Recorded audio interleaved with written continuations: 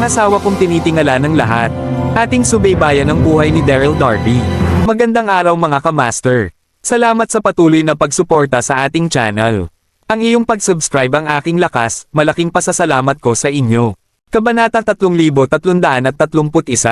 Bumalik sa wisyo si Daryl at sumagot. Daryl ang pangalan ko. Tumango at inaasahang nagtanong si Yelena. Saan mo nakuha ang piraso ng jade na ito? Sigh. Huminga ng malalim si Daryl nang gamaan ang kanyang loob at tapat na sumagot. Sa auction ko iyan nakuha. Mula sa narinig ko sa'yo, parte ito ng Holy Jade Scripture. Maaari mo bang ipakita sa akin ang scripture? Ang mga nakasulat sa piraso ng jade na iyon ay mga sinaunang kataga mula sa 9 continent. Ayaw palampasin ni Daryl ang oportunidad dahil maraming iba pang Temple of Lights. Nagbago ang ekspresyon ng lahat ng magsalita sila. Ang Golden Lion Paladin ang unang nag-react. Napakatapang mo. Mabilis siya lumapit at sinipa si Daryl nang may nermon siya. Isang banal na gamit ang Holy Jade Scripture mula sa Temple of Light. Paano namin ito ipapakita sa inyo? Nagalit si Daryl, pero hindi rin siya makatawa o makaiyak. Nakaka-interes ito. Nahuli ninyo ako dahil sa piraso ng jade na ito pero ayaw ninyo itong ipakita sa akin. Walang magawang sambit ni Daryl habang nagkakamot siya ng ulo. Tumahimik ang buong templo. Tiningnang maigi ni Yelena ng paladin si Daryl, naisip nilang mali ang pagkakadinig nila sa lalaki. Sa wakas at nilikom ni Yelena ang kanyang pag-iisip at kinausap si Daryl, hindi niya maitago ang pagkasabik. Ikaw kaya mong basahin ang nakaukit sa jade. 2,000 taon na ang nakaraan, si Master Franklin, isang sikat na lalaki mula sa kontinente, binuo niya ang Temple of Light para ipreserba ang hustisya sa mundo. Pagtapos ay pumili siya ng mga babaeng may napakagagaling na talento mula sa buong Rolang Continent at sinanay ang mga ito para maging Goddesses of Light para pamunuan ang Temple of Light. Nang mabuo ang Temple of Light ay nag-iwan si Master Franklin ng cultivation technique at iniwan din niya ang Holy Jade Scripture bago siya maglaho ng parang bula. Maayos na nakapag-cultivate ng mga pamamaraan ng bawat Goddess of Light sa nakalipas na 100,000 taon. Subalit hindi pa rin nila naintindihan ang Holy Jade Scriptures na iniwan ni Master Franklin. Ika-26th generasyon na ng Goddess of Light si Yelena at kalahati na lang ng Holy Jade Scripture ang natira. Ilang taon na niya itong inaaral at wala pa rin siyang ideya kung ano ang nandito. Pero sinasabi ni Daryl na alam niya ang mga katagang nakaukit sa jade, kaya paanong hindi siya masasabik. Naguluhan si Daryl nang mapansin niyang puno ng pag-asa ang mga mata ni Yelena. Kahit na nababasa ko ang mga nakaukit sa jade ay walang dahilan para masabik siya, hindi ba? Hoy! Binabalaan kita, ito ang Temple of Light. Mas mabuting pag-isipan mong maigi ang mga sasabihin mo. Kung magtatangka kang lokohin ng goddess ay magkakaroon ito ng mga kapalit. Lumapit ang Golden Lion Paladin at malamig na kinausap si Daryl. Isang banal na gamit ang Holy Jade Scripture na iniwan ni Master Franklin matagal na panahon na ang nakalipas. Sigurado ka bang kaya mong basahin ang mga nakasulat dito? Master Franklin. Sandaling nagulat si Daryl. Tumawa siya. Hindi nakapagtatakang mga kataga mula sa 9 continent ang nakaukit sa piraso ng jade. Iniwan ito ni Master Franklin. Ngumiti at nagsalita si Daryl nang maisip niya iyon. So, iniwan pala ito ni Master Franklin. Naipapaliwanag nito ang mga bagay.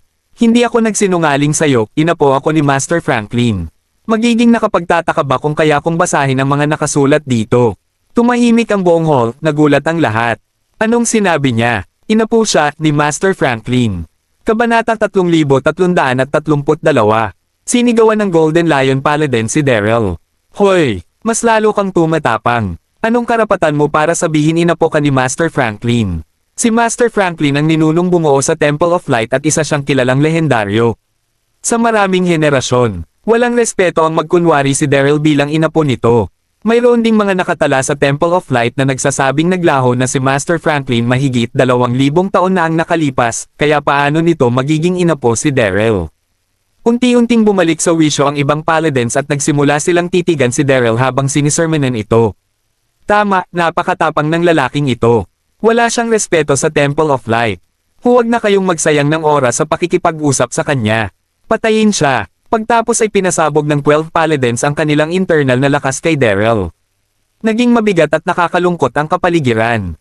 Sa parehong sandali, kumunat din ang noo ni Yelena, na puno ng galit ang kanyang mga mata. Mas lalo siyang nagiging katawa-tawa habang mas nagsasalita siya. Gaya ng 12 paladins, naisip din ni Yelena na walang kabuluhan ang sinasabi ni Daryl. Sinabi ko na ang totoo, pero wala na akong magagawa pa kung ayaw ninyong maniwala. Oo nga pala, mababasa ang sa paraan ng langit sa piraso ng jade. Mga sinaunang kataga ito kaya walang makakabasa. Rito kundi ang mga inapo ni Master Franklin. Nagbuntong hininga at walang magawang nagbigay ng pahayag si Daryl. Muling tumahimik ang templo at napaisip ang mga tao. Alam talaga niya ang mga katagang nakaukit sa jade. Walang paraan para mapatunayang totoo ang kanyang sinabi. Dahan-dahang tumayo si Yelena, tumanayin kay Daryl at mahinang nagsalita. Sige, sinabi mong inapo ka ni Master Franklin, so ano pang masasabi mo sa amin bukod sa mga nakaukit sa piraso ng jade? Mayroon ka bang ibang paraan para mapatunayan ito?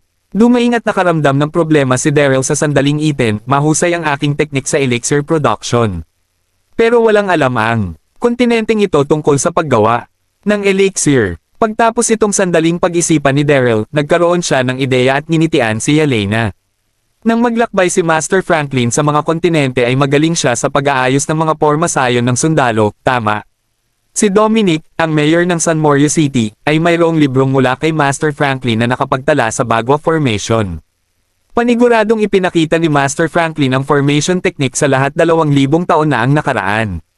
Tama, tumanggo si Yelena. Kung ganoon ay gawin natin ito, layong kamahalang Diyosa, pakiusap, magbigay kayo ng 50 tao sa akin. Hayaan ninyong ipakita ko ang aking pagdepensa sa labanan. Kapag nanalo ako, napaptunayan nitong ako ang inapo ni Master Franklin. Kapag natalo naman ako ay hahayaan kong paruhasan mo ako. Ano sa tingin mo? Kalmadong sambit ni Daryl. Nagkagulo ang buong templo at nagkatinginan ang 12 paladins, naisip nilang nagkamali sila ng dinig sa lalaki. Gustong makipaglaban ng lalaking ito sa Temple of Light. Bakit ang lakas ng loob niya? Ang Temple of Light ang pinakamisteryoso at pinakamalakas na lugar sa buong Roland Continent. Magugulat ng kahit sinong isa sa 12 paladins ang 6 principalities. Nagulat si Yelena. Pagtapos ay tiningnan niya si Daryl at nagsalita. Hinangaan ko ang iyong tapang, Daryl. Sige, bibigyan kita ng pagkakataon. Sabihin mo sa akin kung paano mo gustong makipaglaban. Sa paglalaban na ito, kailangan ko lang ng 50 katao para dumpensa. Maaari kayong magdala og maraming tao. Kapag nabali ninyo ang aking pormasayon sa loob ng kalahating oras ay panalo kayo. Nakangiting sambit ni Daryl. Nagkagulo sa buong palasyo. Hinahamon niya ang buong Temple of Light gamit lang ang 50 katao. Sikreto ring napakunot ng noo si Yelena. Masyadong tiwala si Daryl sa kanyang sarili. Masyadong mahina ang pormasyong mayroon lamang 50 katao. Paano niya kakayanan ang puwersa mula sa pag-atake ng 10,000 sundalo? Mukhang kalmado si Daryl nang makita niya ang ekspresyon ni Yelena. Iyong kamahalan, pakiayos ng mga tao para sa akin. Kabanata 3333. Tumanggo si Yelena at kaagad na pinatawag ang 50 gwardya para pamunuan ni Daryl. Pagtapos ay umalis ang lahat sa templo at nagtungo papuntang plaza. Habang naghihintay sila sa labas ay tiningnan ni Daryl ang 12 paladins at ngumiti. Makinig ang lahat, simulan na ang kompetisyon. Sinong gustong mauna? Hey, huwag kang magyabang. Pamumunuan ko ang 100 gwardya para maunang lumaban sayo. Malamig na sambit ni Golden Lion Paladin. Hindi magagawang baliin ng 100 katao ang aking pormasayon. Sa tingin ko, kayong 12 paladins ay dapat sabay-sabay na umatake. Walang ganang sagot ni Daryl habang umiiling. Napahiya si Golden Lion Paladin sa sinabi ni Daryl, masyado kang mayabang. Nagkiskis siya ng ngipin at kinausap ang ibang paladins. Dahil malaki ang tiwala niya sa sarili, sabay-sabay tayong umatake. Makikita ko kung gaano kalakas ang pormasyong ginawa ng lalaking ito na nagsasabing inapuraw siya ni Master Franklin. Tumanggo ang ibang paladins habang galit silang nakatitig kay Daryl. Well, pamumunuan ko rin ang isang grupo para makita kung gaano siya kagaling. Ako rin. Namuno ng tig-100 katao ang 12 paladins. Mayroong suma total na 1,200 katao. Masyadong malaki ang agwat ng mahigit 1,000 katao laban sa 50 katao. Tahimik na nakatayo roon si Yelena nang makita niya ang sitwasyon at nanatili siyang walang emosyon. Sa mga hindi malamang dahilan, nakaramdam si Yelena ng hindi maipaliwanag na emosyon nang makita niya kung kaano kakalmado ni Daryl. Kaya talagang manalo ng may 50 katao lang. Di nagtagal at tuluyang naayos ni Daryl ang kanyang pormasayon. Hindi nagsayang ng oras ang 12 paladins at nagutos sa kanilang mga tao na umatake. Mabilis na narinig ang mga boses ng 12 paladins. Bumuo ng attack formation ang 1,200 katao at parang alon na sumugod kay Daryl. Dumpensa ang ilang dosenang katao laban sa mahigit 1,000 katao. Halos tila binangga ng pebbles ang mga bato. Subalit hindi natarante si Daryl.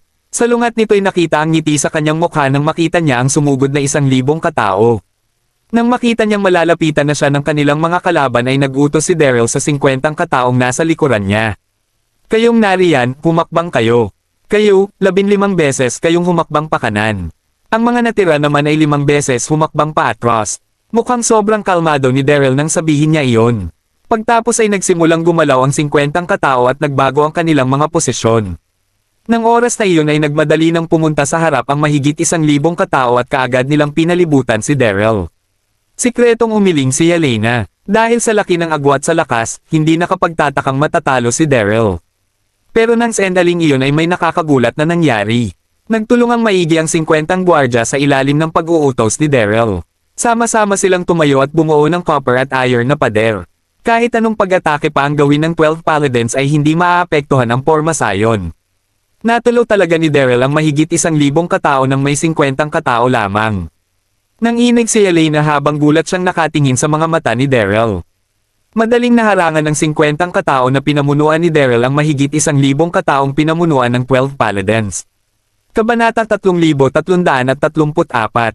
Hi P. Paano ito nangyari? Galit na galit si Golden Lion Paladin at ang natitira pang 11 paladins. May kinalaman sa dangal ng Temple of Light ang laro.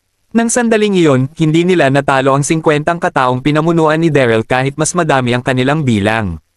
Nakakahiya. Iyon. Nang sandaling iyon, hindi pa rin alam ni Golden Lion Paladin at ng lahat na ang 9 palaces Bagua formation ang binuo ni Daryl. Orihinal na nanggaling ang pormasyong ito sa Origin Sky Bagua formation pero madaming binago rito. Kahit mas marami pa ng 10 beses ang mga tao ay mahihirapan sa ilong pumasok dito. Galit at gulat ang Golden Lion Paladin at ang iba pang paladins habang sinubukan nila ang iba't ibang paraan para atakihin si Daryl. Subalit na sila sa 50 kataong kasing tatag pa rin ng isang bundok. Nagsalita si Yelena makalipas ang kalahating oras. Sige, tumigil ang lahat. Napansin niyang hindi pa rin matalo-talo ng Golden Lion Paladins at ng iba pa si Daryl makalipas ang kalahating oras. Kaagad huminto ang parehong partido matapos niyang magsalita. Sa parehong sandali, tinago ni Yelena ang kanyang gulat at tinanong si Daryl. Paano mo ito nagawa, Daryl? Ginamit ko ang 9 palaces Bagua formation. Binuo ni Master Franklin ang Origin Sky Bagua formation noong simula. Makalipas ang ilang pagpapabuti, saka ito naging 9 palaces Bagua formation na nakita ng lahat. Nakangiting pahiyag ni Daryl. Sandaling napaisip si Yelena at tumango. Matapos kong makita ang lahat, ikaw nga ang inapo ni Master Franklin. Hindi angkop na hulihin ka naming at dalhin ka sa Temple of Light, kaya na humihingi ako ng tawad. Hindi na nagdalawang isip pa si Yelena sa pagkatao ni Daryl. Naitala ang Origin Sky Bagua formation sa Holy Jade Scripture. Dahil kayang gawin ni Daryl ang pormasayon, paniguradong inapo siya ni Master Franklin. Mas naging mabait din siya kay Daryl. Ginamit kanina ni Daryl ang 50 katao laban sa mahigit 1,000 katao. Madali niyang naayos ang pormasayon mula simula hanggang dulo. Nakakamangha iyon. Bahagyang ngumiti si Daryl nang makita niyang kinilala ni Yelena ang kanyang pagkatao, subalit hindi pa rin kumbinsido ang Golden Lion Paladin. Nang sandaling iyon ay humakbang palapit ang Golden Lion Paladin, puno ng paglaban at galit ang kanyang mukha. Huwag kaniwala sa lalaking ito. Sinwert lang siya. Minaliit natin ang ating kalaban kanina. Tumango rin ang ibang paladins nang magsalita siya. Kumunat ang noo ni Yelena, sinulyapan niya ang Golden Lion Paladin at malamig na nagsalita, mahigit 1,000 tao pero hindi mo nagawang pasukin ang pormasyong may bantay na 50 katao. Hindi ka ba nahihiyang sabihin iyan dahil minaliit mo ang kalaban? Ako, namula ang Golden Lion Paladin at hindi siya sigurado kung paano sisigat ng sandaling iyon. Hindi nagbigay ng atensyon si Yelena sa lalaki at muling lumapag kay Daryl ang kanyang mga tingin. Nang sumunod na segundo, ngumiti siya at mabait na kinausap si Daryl. Mr. Daryl, 2,000 taon na ang nakaraan nang maglaho si Master Franklin sa ibang mundo. Maaari mo bang sabihin sa akin kung saan siya nagpunta? Pinag-isipan ito ni Daryl nang kamutin niya ang kanyang ulo at nagsalita. Katunayan ay hindi naglahi si Master Franklin. Nakahanap siya ng malayong lugar para manirahan sa seklusyon. Sinadya niyang ikalat ang balitang naglaho siya sa mundo para hindi maistorbo ng sino man. Hindi siya sigurado kung lumipat ba ng mundo si Master Franklin 2,000 taon na ang nakalipas. Gumawa lamang siya ng rason. Yeso, iyon ang nangyari. Pinaniwalaan siya ni Yelena at tumango ang babae. Pagtapos ay ngumiti at nagsalita siya. Panipi, Mr. Daryl, ginawa ni Master Franklin ang Temple of Light. Bilang kanyang inapo, hindi sinasadya ang naging paghuli sa iyo rito. Pinatunayan nitong dinala ka rito ng Temple of Light. Pagtapos ay tumingin siya sa paligid at nagpatuloy. Napagdesisyonan kong magmula ngayon, ikaw na ang magiging Saint Honor ng Temple of Light.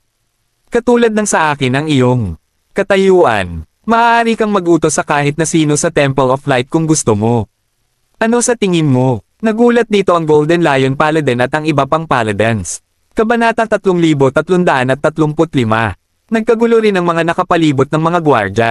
Pagtapos ay tinuon nila ang kanilang atensyon kay Daryl at wala silang masabi. Kasabay nito, nanigas din si Daryl pero sikreto itong natuwa. Hindi ito inaakala. Gumagawa-gawa lamang ako ng kwento, hindi ko lang naloko ang Goddess of Light pero naparangalan din ako ng posisyong Saint of Honor. Nakakatuwang isipin na maaari akong mag-utos sa kahit na sino sa Temple of Light. Iyong kamahalan, hindi pa rin kami sigurado kung inapo ni Master Franklin si Daryl. Paano siya papangalan ng Saint of Honor? Isa pa, wala siyang Saint Energy sa kanyang katawan. Kapag nahuli siya ng iba sa hinaharap, hindi kaya't masira niya ang reputasyon ng Temple of Light. Hindi mapakilang sumigaw si Golden Lion Paladin at kinamumuhian niyang tiningnan si Daryl. Nang sandaling iyon, nagsalita rin ang ibang Paladins. Pag-isipan ninyo itong maigi, iyong kamahalan. Walang espesyal kay Daryl bukod sa pagiging swerte. Patuloy ang pagkomento nila sa pag-aalangan nila kay Daryl. Pero walang ganang nakatayo lang roon ang lalaki. Nakakainteres ang grupo ng mga taong ito. Malinaw na natalo sila pero ayaw nila itong aminin. Kumunat ang kilay ni Yelena, hindi siya natuwa. Tinitigan niya ang Golden Lion Paladin at ang iba pa habang malamig na nagsalita. Panipi, nakapagdesisyon na ako kaya huwag niyo nang pag-usapan pa ang tungkol dito. Makapangyarihan at matataga ng kanyang boses kahit na hindi ito malakas. Bilang Goddess of Light, sobrang lakas ng kanyang aura. Nang makita nila ang galit na si Yelena ay hindi nagtangkang magsalita ang Golden Lion Paladin at tumabi ito sa isang gilid. Mabilis na itinikom ng ibang Paladins ang kanilang mga bibig. Pinakamataas na pinuno ang Goddess of Light sa Temple of Light. Mayroon siyang mataas na autoridad at walang nagtatangkang sumalungat sa mga gusto niya. Alam ni Mr. Daryl ang mga karakter sa Holy J Scripture at kaya niyang gawin ang pormasyong nilikha ni Master Franklin. Sapat na ang dalawang halimbawang ito para mapatunayang siya ang inapo ni Master Franklin. Ano pa ang pinagdududahan ninyo? Tumingin sa paligid si Yelena at malamig na nagsalita. Hindi na nagtangka pang magsalita ang Golden Lion Paladin ata nang iba pa nang marinig nila ang sinabi nito. Nang oras na iyon, sobrang kalmado ni Daryl. Pagtapos ay nakangiting tiningnan ni Yelena si Daryl. Nagiging madilim na, Mr. Daryl. Magpahinga ka na sa templo ngayong gabi. Maghahanda ako ng isang taong manghahatid sa iyo paalis bukas, ayowa lang ba? Ayos lang. Mabilis na tumango si Daryl. Oo nga pala, maaari ko bang makita ang Holy Jade Scripture? Tahimik itong pinag-isipan ni Yelena. Magpahinga ka muna ng maigi. Pagtapos ay mag-aayos ako ng trip para makita mo ito bukas. Medyo nabigo si Daryl sa kanyang narinig pero tumango pa rin siya bilang pagsang-ayon. Pagtapos ay nakipag-usap pa si Yelena kay Daryl bago niya tanungin ang Golden Lion Paladin sa ihatid si Daryl sa kwarto nito para makapagpahinga. Nag-alangan ng Golden Lion Paladin ang gawin ito pero hindi siya nagtangkang sumalungat sa pag-uutos ni Yelena. Di nagtagal at hinatid niya na si Daryl sa kwarto para makapagpahinga at hindi niya mapigil ang magsalita. Ikaw ba talaga ang inapo ni Master Franklin? Kahit na miserable siyang natalo sa labanan, mayabang pa rin ang Golden Lion Paladin at hindi pa rin siya naniniwala sa pagkatao ni Daryl. Hindi mapigil ang tumawa ni Daryl. Talagang nakaka-interes ang Golden Lion Paladin. Bahagya itong ngumiti at nagsalita. Anong gusto mong gawin ko para paniwalaan mo ako? Sandali itong pinag-isipan ng Golden Lion Paladin at sumagot. Si Master Franklin ang pinakamagaling na santo sa Roland Continent. Alam niya ang lahat ng bagay sa lahat ng oras. Pero ikaw, bukod sa pagiging magaling magsalita at may kaalaman sa ilang porma sayon ng mga sundalo, wala akong nakikitang espesyal sa'yo. Medyo naina si Daryl nang marinig niya iyon. Kung ganoon ay maglalakas loob ka bang makipagpustahan sa akin? Kabanata 3336. Anong klase ng postahan? Kumunat ang noo ng Golden Lion Paladin. Simple lang, hinayaan mo akong sandutin ang iyong katawan. Siguradong lalapit ka sa akin bukas ng umaga para manghingi ng tulong. Kung tama ako, dapat buong puso kang makinig sa aking mga utos, pero pag mali ako, bibitawan ko ang posisyon ko bilang Saint of Honor. Ano sa tingin mo? Nakangiting paliwanag ni Daryl. Nang sandaling iyon ay nagulat ang Golden Lion Paladin. Pagtapos ay tumawa siya. Kaya mo talagang magyabang. Isang kalabit lang at lalapitin kita para tulungan bago mag-umaga. Sige, makikipagpustahan ako sa'yo. Hindi nagsayang ng oras si Daryl at itinaas niya ang kanyang kamay para hawakan ang acupoint ng Golden Lion. Hawakan ang acupoint ng Golden Lion Paladin. Isa ang Feng Ma acupoint sa pinakamahalagang acupoint sa katawan ng tao.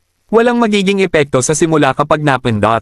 Pero paglipas ng ilang sandali, magsisimulang magpakita ng sintomas ng pamamaga at pamamanhid ang iyong katawan. Mas magiging malala ang sintomas habang mas tumatagal. Matatag ang paniniwala ni Daryl na walang makakatiis sa pamamaga at pamamanhid sa buong gabi. Hindi rin nabubkod ang Paladins dito. Walang kahit anong naramdaman ng Golden Lion Paladin matapos mapindot ang kanyang acupoint. Akala niya'y tinatakot lamang siya ni Daryl at hindi niya mapigil ang sumanghal. Sa tingin ko ay nagbibiro ka lang. Kailangan mo akong paalisan sa Temple of Light bukas ng umaga. Mabilis na umalis ang Golden Lion. Paladin ang sabihin niya Leon. Hindi nagambala si Daryl sa panlalait nito at humiga siya sa kwarto para magpahinga. Naging malalim ang gabi nang hindi niya namamalayan. Bang! Bang! Bang! Nang sandaling iyon, nag-meditate at nag-cultivate si Daryl nang bigla niyang narinig ang katok sa pinto.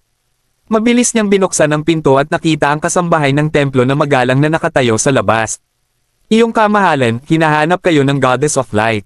Mahinang sabi ng kasambahay. Nagulat si Daryl. Late na. Bakit pa ako gustong makita ng Goddess of Light? Walang tanong niyang sinundan ang kasambahay sa palasyo kung saan. Nagpapahinga ang Goddess of Light. Nagulat siya nang dumating siya. Mamahalin at elegante ang kwarto.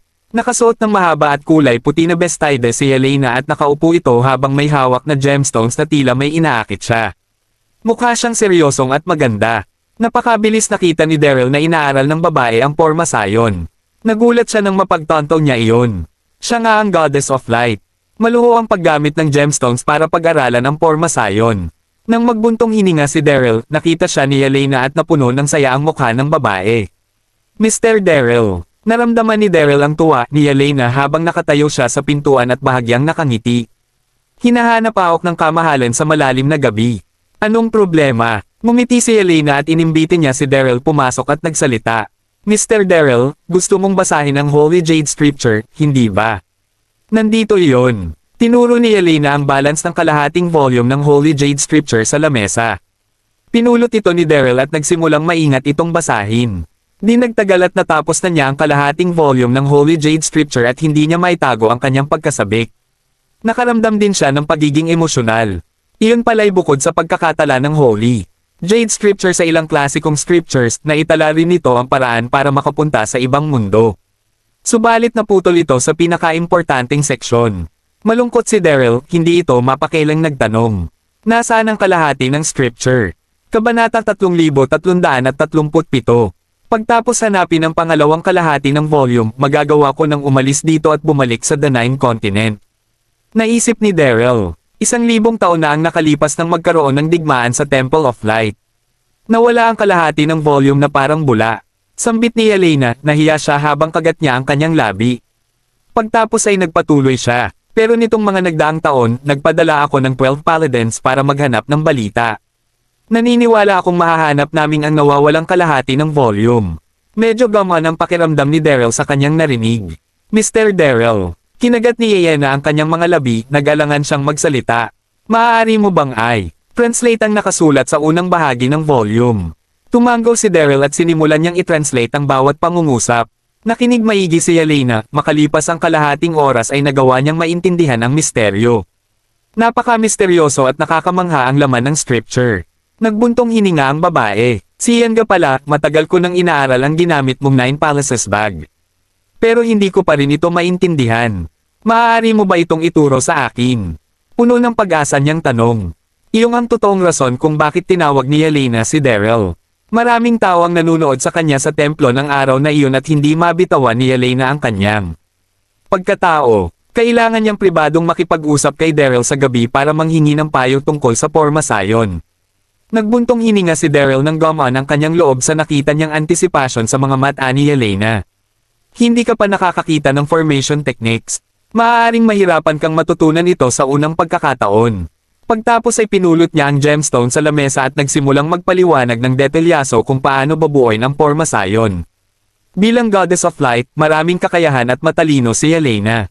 Mabilis niyang naintindihan ang misteryo nito dahil sa masipag na pagtuturo ni Daryl. Puno ng paghanga ang kanyang mukha. Panipi, nakakamangha, hindi nakapagtatakang kayang dumpensa ng 50 katao sa mahigit 1,000 katao.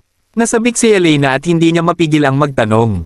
Mayroon pa bang ibang Formasayon bukod sa 9 Palaces Bagua Formation, Mr. Daryl? Siyempre, malawak at malalim na teknik ang mga kakayahan sa Formasayon, panimula pa lamang ang Bagua Formation sa mga Formasayon. Nakangiting sambit ni Daryl. Panimula pa lang ang Bagua Formation. Naisip ni Yelena. Naging sobrang sabik niya at hindi niya mapigil ang hilahin ng braso ni Daryl at magsalita. Mr. Daryl, maaari ba kitang maging guro at turuan ako sa mga Formasayon? Matapos niyang matutunan ang tungkol sa misteryo ng mga Formasayon, kaagad ditong nahumaling si Yelena. Bukod doon, si Daryl ang inapo ni Master Franklin at kwalipikado ang lalaki para maging isang guro. Nagulat si Daryl ng sandaling iyon. Gusto akong maging guro ng Goddess of Light. Nagkamot ng ulo si Daryl at ngumiti matapos ang sandaling pagkagulat. Iyong kamahalan, mataas ang iyong katayuan. Paano ako magiging kwalipikado para maging iyong guro? Mabilis umiling si Yelena. Masyado kang mapagkumaba, Mr. Daryl. Ikaw ang inapo ni Master Franklin at binuo niya ang Temple of Light. Siguradong kwalipikado ka para maging guro ko. Kinagat niya ang kanyang labi at hinaila ang braso ni Daryl. Mr. Daryl, pakiusap, turuan mo ako. Pakiusap, Gal. Nang sandaling iyon, hindi mapigil ang lumunok ni Daryl nang marinig niya ang pagmamakaawa ni Yelena. Sinong mag-aakalang magmamakaawa na parang maliit na bata ang Goddess of Light? Namangha si Daryl, bumiti at tumango siya. Sige, gagawin ko. Iminulat ni Yelena ang kanyang mga mata at ngumiti nang pumayag si Daryl. Mga pagbati, aking guro. Ngumiti at seryosong nagsalita si Daryl. Pero hindi kita masyadong tuturuan sa ngayon. Kailangan kong bumalik ng maaga sa kontinente kinabukasan dahil may importante akong gagawin. Muling tumango si Yelena. Sige, hahayaan kong sumama sa iyo ang Golden Lion Paladin at ang iba pa bukas. Poprotektahan ka nila anumang oras. Kamakailan lang ay mayroong poses kamakailan lang ay mayroong tao ang gumamit sa aking pangalan para suportahan ang Dayrise Principality sa paglansad ng labanan. Inutusan ko silang imbestigahan ang sitwasyon habang nasa proseso. Kabanata 3338. Hindi na kailangan. Mabilis tumanggi si Daryl nang hindi nagbat. Ang pinaka-importante ay ang mahanap ko si Yuri. Hindi ko maaaring hayaang sundan ako ng Paladins habang naghahanap ako. Naisip niya, hindi na nagpumilit pa si Yeleva, nalsangitihang nagsalita. Sige lumalalim no ang gabi, magpahinga. Napo kayo, Gino. Maamo ang tingin sa mukha ni Yelena. Ibang-iba ang kanyang karakter sa mayabang niyang pag-uugali sa templo. Tumangaw si Daryl at nagpaalam kay Yelena nang bumalik siya sa kanyang kwarto. Mahimbing ang tulog niya ng gabing iyon. Sumigaw ang hindi mapakilang boses mula sa labas ng pintuan ni Daryl kimaumagahan. Mr. Daryl. Nagkamot ng mga mata si Daryl at binuksan niya ang pintuan. Hindi siya makatawa nang makita niya ang sitwasyon sa labas. Nakatayo sa labas ng pinto ang Golden Lion Paladin, iniikot niya ang kanyang katawan at mukhang hindi siya comfortable. Pagkabukas pinto, umarteng tila hinahawakan niya ang mga suraw habang nagmamakaawa kay Daryl. Mr. Daryl nako, iyong kamahalan. Nagkamali ako nang masaktan kita kahapon. Pakiusap, patawarin mo ako. Pakiusap, gamutin mo ako. Pagtapos niyang tumaya kay Daryl kagabi, hindi naantala ang Golden Lion Paladin noong ina. Naisip niyang nagbibiro lang si Daryl. Pero di nagtagal at naramdaman niyang tila may mali at mayroong tusok-tusok na pakiramdam sa buong katawan niya, nagtagal ito buong gabi. Labis na pinahirapan ang Golden Lion Paladin hanggang sa naramdaman niyang parang mamamatay na siya. Napagtanto niyang si Daryl ang inapo ni Master Franklin kaya nagmadali siyang pumunta sa kwarto nito kinaumagahan para magmakaawa. Hindi mapigil ang tumawa ni Daryl nang makita niya kung gaano nakakaawa ang hitsura ng Golden Lion Paladin. Mabuting malaman na mali ka. Tumango ito nang sabihin niya iyon. Pagtapos ay itinaas niya ang kanyang kamay para pakawalan ang Feng Maakya Point ng Golden Lion Paladin. Mabilis na nakaramdam ang Golden Lion Paladin ng pagkawala ng hindi matiyas na tusok-tusok at kiti sa buong katawan. Iyong kamahalan, magmula ngayon, ako, ang Golden Lion Paladin, ay magiging tapat sa iyo buong buhay ko. Namamangha niyang sambit kay Daryl. Ikinuwi niya ang kanyang kamay at nagsalita, ayos lang, malapit na akong umalis. Please, mag-ready ka na. Masusunod, gagawin ko ang mga kaayusan. Makalipas ang 10 minit, naghanda ng bangka ang Golden Lion Paladin para ihatid si Daryl sa isla. Nang sandaling iyon ay umupo si Daryl sa bangka at masayang nagpahinga. Akala ko'y magkakaroon ng problema kapag nahuli ako. Hindi ko inakalang gagawin akong isang Saint Honor ng Temple of Light at guro ng Goddess of Light. Tapos ay bigla siyang may naisip. Dapat kong subukang i-cultivate ang Saint Energy. Nag-Indian sit siya at nagsimulang i-cultivate ang Saint Energy. Nang tinuruan niya si Helena kagabi tungkol sa mga pormasayon ay tinanong niya na rin ang tungkol sa Saint Energy sa mundo ng babae.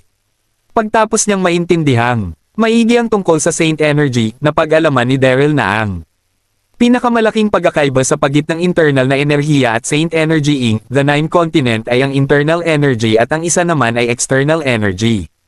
Nangangailangan ng internal energy ng pagbukas ng enerhiya sa katawan at dadaloy ang enerhiya sa meridians ng buong katawan. Samantala, ang Saint Energy Haman ay tungkol sa pag-cultivate ng limitasyon ng isang tao, sensing aura, at ang pagsabog ng concentrated energy. Labis na mahusay ang talent ni Daryl at ang abilidad niyang matuto ng mga bagong bagay ay napakalayo kumpara sa ordinaryong tao. Kaagad niyang nalintindihan ang misteryo nito. Bang! Makalipas ang kalahating oras, Bernalot ang malakas na katawan ni Daryl, minulat niya ang kanyang mga mata at nakita ang dalawang ilaw na nagniningning. Mayroon na siyang malakas na internal na enerhiya at natural na kalamangan sa kahit sino sa mundong ito. Haha, matagumpay. Makalipas lamang ang kalahating oras na pag-cultivate, narrating ko rin ang high-ranked Saint King level. Sa bilis na iyon ay hindi aabutin ng kalahating buwan ang pag-abot ko sa Saint God level. Naisip ni Daryl, mas lalo siyang naging sabik. Samantala, nilikom ni Helena ang 12 Paladins sa Temple of Light pagkaalis ni Daryl. Umupo sa trono si Helena at tiningnan ang 12 Paladins. Ginamit ng Dayrise Principality ang aking pangalan para ilunsad ang digmaan sa kontinente. Kailangan nating imbestigahang maigi ang sitwasyong ito. Kabanata 3339. Kinuwi ni Helena ang kanyang kamay at nagsalita. Well, maaari ka nang umalis. Masusunod, iyong kamahalang Goddess of Light. Sabay-sabay na sagot ng 12 Paladins bago sila umalis patungong kontinente. Samantala, sa Crescent Moon Principality, umiinom ng wine ang hari sa kanyang palasyo sa Royal City. Nang sandaling iyon, dali-daling pumunta roon ang isang gwardya habang mukha itong natataranta, layong kamahalan, pinasok ng hukbo ng Dayrise Principality ang dalawa sa ating syudad. Matinding namawis ang gwardya at nanginig ang kanyang boses nang magsalita siya. Tumigil ang pagtibok ng puso ng hari sa balitang natanggap, mabilis itong umupo ng maayos. Napakalakas ng mga sundalo ng Dayrise Principality. Galit nitong sambit. Kahapon lang ay may narinig na balita ang hari patungkol sa planong pag-atake sa kanila ng Dayrise Principality. Subalit hindi niya sineryoso ang balitang iyon dahil malalakas ang 6 na principalities ng Roland Continent. Kahit na may mangyaring labanan ay hindi ito magtatagal. Iyong kamahalan. Kasing lakas natin ang Dayrise Principality. Subalit mayroon silang suporta mula sa Goddess of Light at tumaas ang kanilang moral. Naging sobrang lakas nila at halos hindi na makadepensa ang ating mga gwardiya laban sa pag-atake ng mga ito. Mingal na sambit ng gwardya ng panasan niya ang malamig niyang pawis. Goddess of Light, nanginig ang hari. Totoo ang sinabi mo. Tiningnan niyang maigi ang gwardya. Totoo ang bawat salita. Nakita ng mismong mga mata ng mga sundalong natalo ang Goddess of Light. Sinabing maganda ito at lingid sa kaisipan ang kapangyarihan nito. Sagot ng gwardya. Huminga ng malalim ang hari at tuluyang na sorpresa. Sinuportahan ng Goddess of Light ang Dayrise Principality. Akala ko'y usap-usapan lamang ito, hindi ko inakalang totoo ito, Leon ay, bakit hindi sinuportahan ng Goddess of Light ang Dayrise Principality? Mas lalong nalito ang hari nang mas isipin niya ito. Makalipas ang ilang minuto, kumalma at nagsalita ito. Bilis, magpadala kayo ng sugo para humingi ng tulong sa ibang principalities. Magkakalapit ang ating ugnayan. Malalagay din sa panganib ang ibang principalities kapag nawasak ang Crescent Moon Principality. Hindi nila tayo maaaring iwan at hindi tulungan. Naisip ng hari, masusunod, iyong kamahalan. Sagot ng gwardya at mabilis itong naglakad palabas ng palasyo. Nang sandaling iyon, wala sa mood ang hari para manood ng sayawan, kumuwi ito para sumenyas na haninto. Tama na, umalis na kayong lahat, ngayon din. Naging sakit sa ulo sa kanya ang pagkawala ng dalawang syudad. Makalipas ang isang oras, kumalat sa 4 na principalities ang hiling na tulong mula sa Crescent Moon Principality, mabilis na nasorpresa ang lahat ng principalities. Subalit tanging 2 principalities lang ang nangakong magpapadala ng mga sundalo para sumuporta. Makalipas ang isang araw, may nangyari sa Storm City. Isang maunlad na syudad ang Storm City sa hilagang kanluran ng Crescent Moon Principality. Sinakop ito ng Dayrise Principality, 2 araw na ang nakalipas. Pinamunuan ni Albert ang Dayrise Principality, sinuportahan din ito ni Yuri bilang Goddess of Light. Matapos nilang masakop ang Storm City, ang sumunod na hakbang ni Albert ay ang masakop ang Crescent Moon Principality. Subalit nagpadala ng mga sundalo ang 2 iba pang principalities para tulungan ang Crescent Moon Principality. Naipit sa dilema si Albert. Umupo siya sa command post ng Storm City nang may madilim na ekspresyon sa mukha. Naisip niyang hindi magpapadalos-dalos ang ibang principalities kapag may suporta ng Goddess of Light. Hindi niya kailanman inakalang magpapadala ng mga sundalo ang 2 principalities para suportahan ang Crescent Moon Principality. Kabanata 3340. Naina si Albert. Sa parehong sandali, papunta na ang isang grupo mula sa 2 principalities habang direktang inatake naman ng isa pang grupo ang Dayrise Principality. Sa ganitong sitwasyon, kailangang umatras ni Albert sa lalong madaling panahon. Sinama niya ang mga punong puwersa ng Dayrise Principality, kaya naman walang laman ang depensa sa border. Subalit kung atras at manghihingi siya ng tulong ay kailangan niyang sumuko sa Storm City, matinding nakipaglaban ang syudad para manakop. Sumakit ang ulo ni Albert nang harapin niya ang problema. Nang sandaling iyon, maunang nagsalita ang katabi nitong si Yuri habang seryoso ang tingin sa mukha. Kailangan mong pamunuan pabalik ang grupo para ternawag ng maraming tulong. Albert, pamumunuan ko ang grupo para magbantay sa Storm City. Natuto siya tungkol sa mga pormasayo noong kasama niya si Daryl kanina. Hindi magiging problema para sa kanya ang depensahan ng Storm City. Katunayan ay hindi interesado sa labanan si Yuri. Pero kailangan niya itong gawin para mahanap si Daryl. Ang pinaka-importante ay ipinangako niya rin sa King of Dayrise Principality na patataasin niya ang moral ng mga sundalo bilang Goddess of Light. Hindi niya dapat baliin ang kanyang pangako. Nasabik si Albert nang marinig niya ang suhestyon ni Yuri. At dahil sinabi mo, wala na akong hihilingin pa. Sagot nito, medyo nag-alala siya sa abilidad ni Yuri na utusan ng grupo at hindi madali ang pagdepensa sa syudad. Bago iyon, pinatay ni Yuri ang mayor ng Soaring Seagull Fort sa isang galaw lang. Sino sa 6 na principalities ang makakatalo sa kanya? Makalipas ang ilang minit at pinakilos ni Albert ang grupo ng mga sundalo at umalis sa Storm City. Samantala, kumuha ng maliit na bangka si Daryl at dumating sa gilid ng dagat makalipas ang kalahating araw ng paglalayag. Tinawag na Sunshine City ang syudad at pagmamayari ito ng Dayrise Principality. Pagkapunta niya sa Pangpang, narinig niya ang matinding labanan sa labas ng Sunshine City. Maririnig niya itunog ng mga pagbabangga ng mga sandata at may tunog ng patayan. Narinig ito sa buong syudad. Hindi nagdalawang isip si Daryl at mabilis siyang lumapit para makita ang mga pangyayari. Nang makarating siya sa labas ng syudad at nagulat siya sa nakita niya. Naglalaban ang mga grupo sa bukas na espasyo sa labas ng syudad, kahit na kaunti lamang ang mga tao sa parehong panig, tanging 10,000 tao lamang ang matinding naglalaban. Isa sa mga grupo ang may sundalong may armor na may naka-burden na pattern ng nakakasunog na araw. Sila ang mga sundalo mula sa Dayrise Principality at pinamunuan sila ni Albert. Hukbo ng Heavenly Star Principality ang isa pang partido. Makalipas ang ilang oras ay nakatanggap ng hiling ang Heavenly Star Principality mula sa Crescent Moon Principality. Mabilis silang nagpadala ng mga hukbo para umatake sa Sunshine City. Nakatagpo nila si Albert, pinamunuan nitong umatras ang kanyang hukbo para sumuporta. Matinding naglaban ang parehong partido. Nang sandaling iyon ay matinding naglaban ang parehong panig sa loob ng kalahating oras. Walang ipinakitang senyales ng pagkatalo si Albert. Malakas at mabuting commander si Albert, malinaw na lugi sila nang makaharap nila ang may kaayosang Heavenly Star Grand Army. Haha, hindi ko inakalang mabilis kayong atras para sumuporta. Halos hindi na makakapit pa ang mga sundalo mo, sa tingin ko ay mas mainam kung bibilisan ninyong sumuko. Pahayag kay Albert ng Commander-in-Chief ng Heavenly Star Grand Army habang tumatawa. Huminga ng malalim si Albert. Hindi ko alam kung ano ang ibig sabihin ng pagsuko. Huwag kang magtatangkang mag-isip na kaya mong sakupin ang Sunshine City nang nandito ako. Malamig niyang sambit, nag-echo ang kanyang boses ng buong larangan ng digmaan.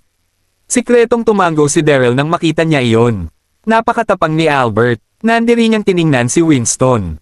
Kalahating buwan lang ang nakaraan, si Daryl pa ang Royal Knight ng Heavenly Star Principality. Subalit sinet up siya at hinagilap ng Heavenly Star Principality. Nagsimulang kumulo ang galit kay Daryl nang maisip niya iyon. Kabanata 3341. Nang sandaling iyon ay kumapit si Albert para sa kanyang buhay sa Aurangan ng digmaan. Nakaka-inspire ka naman, pero huwag mong kalimutan na ang Principality mo ang nagsimula ng gulo. Sinakop mo ang dalawa sa mga syudad ng Crescent Moon Principality. Lumalaban lang kami sa kung anong ginawa mo. Bahagyang natawa si Winston. Tumahimik ka. Mayroong suporta ng Goddess of Light ang Dayrise Principality. Kagustuhan ng langit ang magkaisa ang kontinente. Hindi. Gusto ng langit ang pagtulong mo sa Crescent Moon Principality. Sigaw ni Albert, mapula ang kanyang mga mata. Ikaw. Hindi alam ng nagulat na si Winston kung ano ang kanyang isasagot. Nagtaka si Daryl habang nanginginig ang kanyang puso, kumunat ang kanyang noo. Ano? Impostor ang Goddess of Light na tinutukoy ni Albert, hindi ba? Alam kong nasa Temple of Light pa ang totoong Goddess of Light. Tinuruan ko siya kagabi tungkol sa mga porma sayon. Albert, sikretong bamulong sa sarili si Daryl, nakita niyang nag-react si Winston. Kahit na may suporta ka ng Goddess of Light ay naloko ka pa rin niya. Huwag ka nang magsalita ng mga walang kabuluhan. Binabawi ko na ngayong araw ang Sunshine City. Dahil gusto mong sumuko, tanggapin mo na lang ang iyong pagkamatay. Ngumisi si Winston. Mga sundalo, wala kayong Aite-Tyra, sigaw ni Winston sa kanyang mga sundalo. Whoosh! Mabilis na sumugod ang 10,000 Grand Armies ng Heavenly Star, para silang alon. Pagod na pagod ang lahat ng mga sundalo ni Albert at kaagad na nawasak ang kanilang porma sayon na nagdulot ng pagbagsak ng mga sundalo sa pool ng kanilang dugo. Namula ang mga mata si Albert nang isa-isa niyang makita ang pagbagsak ng kanyang mga sundalo. Mga sundalo, depensahan ang Sunshine City hanggang kamatayan. Sigaw ni Albert nang sumugod siya sa mga kalaban. Bang! Bang! Bang! Sumabog ang goong lakas ni Albert na tila lobo na umatake sa grupo ng mga tupa. Ikinuwi niya ang espada na parang isang baliw, napatay niya ang maraming sundalo. Pero masyadong maraming tao sa kabilang panig. Di nagtagal at namutla ang mukha ni Albert at halos hindi na niya mahawakan ang nayang espada. Mukha siyang nanghihina. Haha, namamatay sa mga kamay ko ang mga tao mo, Albert. Hanggang saan ka kaya tatagal? Gaano karaming dugo ang kaya mong ilabas? Tumawa ang nasabik na si Winston. Pagtapos ay sumabog ang kanyang Saint Energy nang sumugod siya kay Albert. Mukhang natakot si Albert nang makita niya ang sumugod sa kanyang si Winston. Mayroon akong magandang buhay at mataas ang pagkilala sa akin ng hari. Tinutulungan ko ang kamahalan sa pagpapalawak ng kanyang teritoryo at kompletuhin ang misyong magkaisa ang buong kontinente. Hindi ko inakalang mamamatay ako sa mga kamay ng isang tulad mo at hindi ko ito hahayaan. Nakatingalang sigaw ni Albert. Mahigpit niyang hinawakan ang kanyang espada at mukha siyang nanlulumo at galit. Pagtapos ay sumugod siya sa huling digmaan laban kay Winston. Bang! Biglang mabilis na pumagitna ang isang anyo para harangan si Albert. Iyon ay si Daryl. Sa parehong sandali ay sumugod din si Winston. Bang! Itinaas ni Daryl ang kanan niyang kamay at sinampal ang malaking espada ni Winston. Mayroong mahinang tunog bago na paatras si Winston dahil sa puwersa. Nagulat ang lahat sa kanilang nakita. Sino ang taong ito at saan siya nanggaling? Napaatras si Winston gamit lang ang puwersa sa palad. Napakalakas. Muling nagulat ang lahat nang maramdaman nila ang lakas ni Daryl. Ang lalaking ito at nasa Saint King level lang, pero pinaatras niya ang Saint of Honor na si Winston dahil sa pagyanig. Paano yun nangyari? Kabanata 3342. Sa wakas, si Winston ang unang bumalik sa wisyo at tinitigan niya si Daryl. Sino ka? Anong karapatan mong sugurin ako? Gusto mo bang mamatay? Siya ang marangal na commander ng kanyang hukbo at isang Saint Honor level, pero inaambush siya ng lalaking isa lamang Saint King. Paanong hindi siya magagalit? Sa parehong sandali, nakulong din kay Daryl ang mga tingin ng malaking hukbo ng Heavenly Star at mayroong nakakamatay na tingin sa kanilang mga mata. Tulad ni Winston, naniniwala. Ang mga sundalo na natalo ni Daryl si Winston dahil lamang sa swerte sa biglaan niyang pagsugod. Kung mayroon lamang direktang paghaharap, mabilis na silang pinatay ni Commander Winston gamit lang ang isang pag-atake. Sino ako? Hindi mo na kailangan pang mag-alala tungkol doon. Isa pa, sakit ka lang sa mata ko. Nakatingin si Daryl kay Winston nang sabihin niya Ethan. Mayroong pang mamaliit ang kanyang tono kahit na hindi malakas ang kanyang boses. Halos mamatay si Daryl nang sundan niya ang mga tao ng Heaven Star Principality. Hindi maganda ang impresyon niya sa mga ito nang makita niya ang malaking hukbo. Ang pinaka-importante ay ang panoorin ng walang takot na si Albert na paalalahanan si Daryl sa mga araw kung saan inatake ng New World Grand Army ang Donghai City. Sa parehong sandali, naghanda sina Dax at Chester na mamatay para sa Donghai City. Ngayon ay nasa parehong suliranin si Albert. Pamilyar kay Daryl ang sitwasyon kaya napagdesisyonan niyang tumulong ng walang pag-aalangan.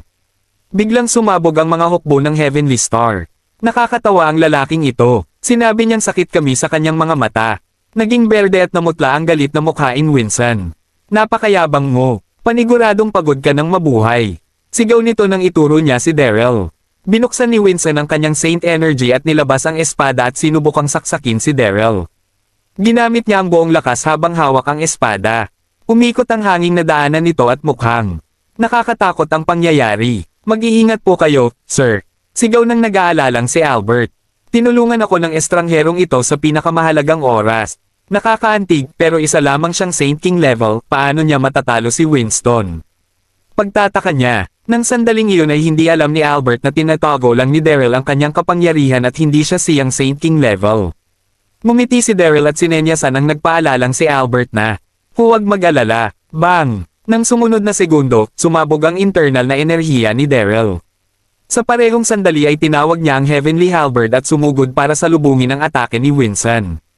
Clang! Nagsalubong ang Heavenly Halberd at ang espada ni Winston. Kaagad na nagpira-piraso ang malaking espada kasabay ng malakas na ingay. Sumigaw sa sakit si Winston at napaatras siya ng ayalang metro. Mula sa puwersa bago lumapag sa sahig.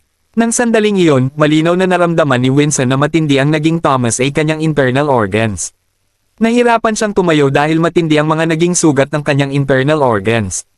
Ikaw, gulat niyang tinitigan si Daryl. Sino ka? Natambo siya at huminto sa paghinga bago siya matapos sa pagsasalita. Biglang naging sobrang tahimik sa buong larangan ng digmaan. Isang pagtira. Pinatay niya si Winston gamit ang isang pagtira. Nakakatakot ang kanyang lakas, pero isa lamang siyang Saint King level. Nagulat at natakot ang malaking hukbo ng Heavenly Star. Akala nila'y mamamatay si Albert ay dogmaan at matagumpay nilang masasakop ang Sunshine City. Hindi nila naisip na may estrangherong lalaki ang magpapakita para patayin si Commander Winston sa isang pagtira lang. Sa parehong sandali ay nilayo ni Daryl ang Heavenly Halberd at tumingin sa lahat. Humakbang lamang palapit ang sino mang gustong mamatay. Sambit nito, nag-echo ang kanyang boses sa buong larangan ng digmaan at nakakatakot ang tunog. Nito, Kabanata 3343. Sandaling nagkatinginan ang malaking hukbo ng Heavenly Star at walang nagtangkang sumagot. Nang sumunod na segundo ay may biglang sumigaw. Takbo! Pagtapos ay tumalikod sila at tumakbo palayo. Desperadong umalis ang mga sundalo ng Heavenly Star na parang grupo ng mga takot na hayop. Patay na si Commander Winston, sinong magtatangkang manatili? Nanalo tayo, naisip ni Albert at ng mga sugatang sundalo. Walang nag-react sa loob ng mahabang oras. Sa wakas at nilikom ni Albert kanyang pag-iisip at paulit-ulit na nagpasalamat kay Daryl. Salamat, mister, sa inyong tulong. Tiniis ni Albert ang sakit at yumuko kay Daryl. Sa parehong sandali ay mangha nilang tiningnan si Daryl. Walang anuman. Saman lang ako at naging sakit sa aking mga mata ang mga sundalo ng Heavenly Star Principality kaya tumulong ako. Lubha kang sugatan, magpahinga ka na. Bagayang ngumiti si Daryl. Tumalikod na ito at naghandang umalis. Nakakadalawang hakbang pa lamang siya nang sumigaw si Albert. Sandali lang, mister. Mayroon ka bang kailangan? Huminto si Daryl at tiningnan si Albert. Maaari ko bang malaman ang iyong pangalan? Saan ka nanggaling? Niligtas mo ang Sunshine City, at bilang Commander-in-Chief, kailangan kitang seryosong pasalamatan. Magalang na sambit ni Albert. Sandali itong pinag-isipan ni Daryl at nagsalita siya. Darren, Derby ang pangalan ko. Isa lamang akong pag-alagalang tao. Gaya ng sinabi ko kanina, napadaan lang ako at sumakit ang mata ko nang makita ko ang Heavenly Star Principality. Kaya hindi ninyo kailangang lubusang magpasalamat. Naging Royal Knight si Daryl sa Heavenly Star Principality at pinaghahanap siya. Ayaw niyang malaman ng maraming tao ang tungkol dito, kaya ginamit niya ang luma at hindi totoong pangalan niya. Subalit hindi sumuko si Albert at mabilis niyang nilapitan si Daryl. Hindi ka sobrang lakas, Mr. Darren, hindi ka rin.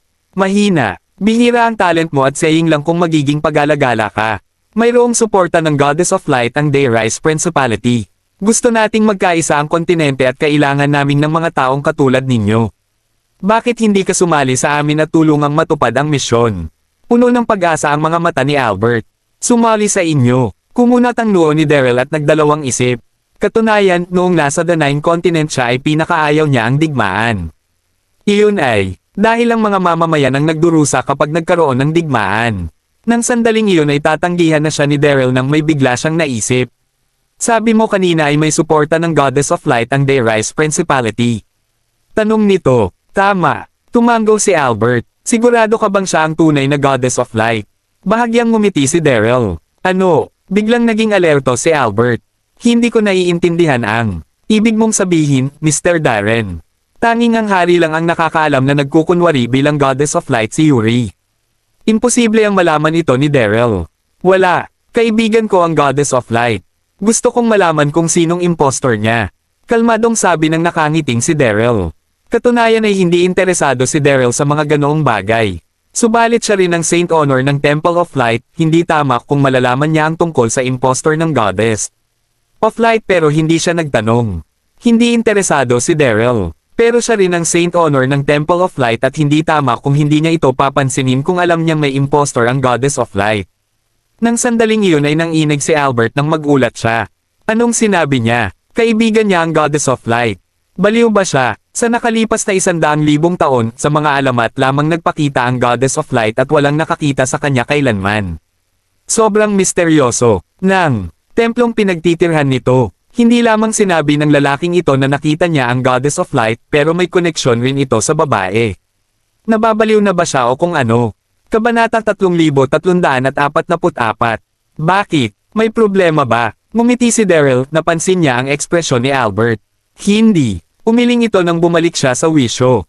Dahil, magkakilala kayo ng Goddess of Light, isasama kita para magkakilala kayo pagtapos ng digmaan.